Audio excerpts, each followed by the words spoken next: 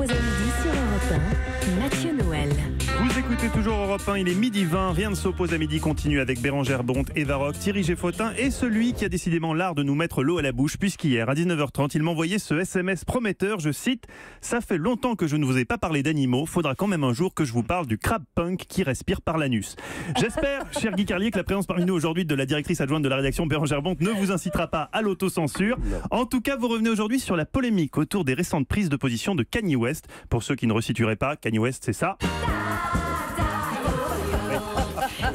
Voilà ce que je voulais éviter, car j'ai décidé de vous proposer aujourd'hui une chronique de haut niveau.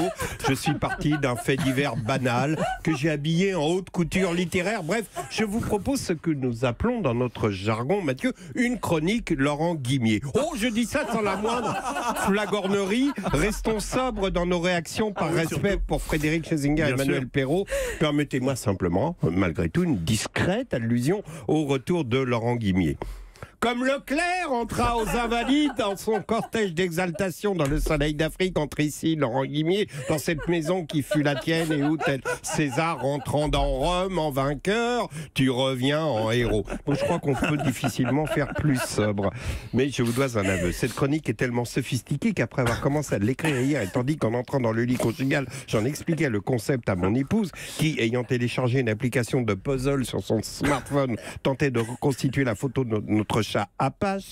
Je commence donc à expliquer avec enthousiasme le concept de ma chronique Guimier à mon épouse, tout en continuant son puzzle. Elle me répond « Ouh là là, c'est trop compliqué, tu m'expliqueras demain ».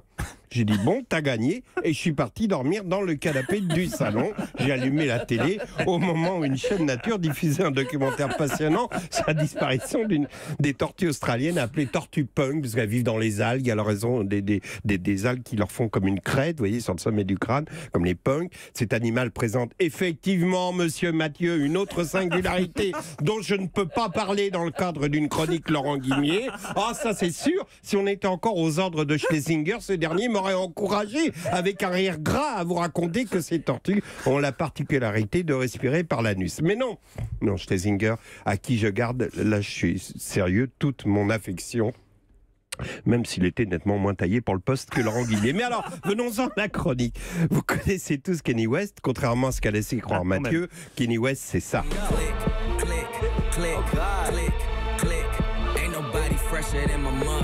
Alors musicalement, ce qu'il fait n'est pas mal, mais politiquement, c'est plus discutable, comme on le disait, puisqu'il a notamment soutenu Trump lors de sa campagne électorale, et depuis l'élection de ce dernier, Kanye West a répété à de nombreuses reprises à quel point il l'aimait, au point qu'il est devenu l'idole des conservateurs américains, qu'il a rendu fou de bonheur il y a quelques jours en déclarant que pour lui, l'esclavage était un choix.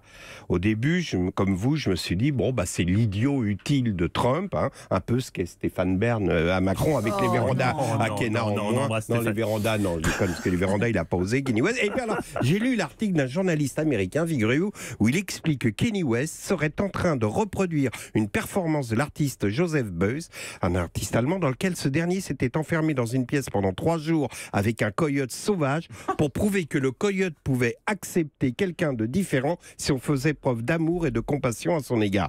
Kanye West est donc en train de reproduire cette performance en remplaçant le coyote par Trump.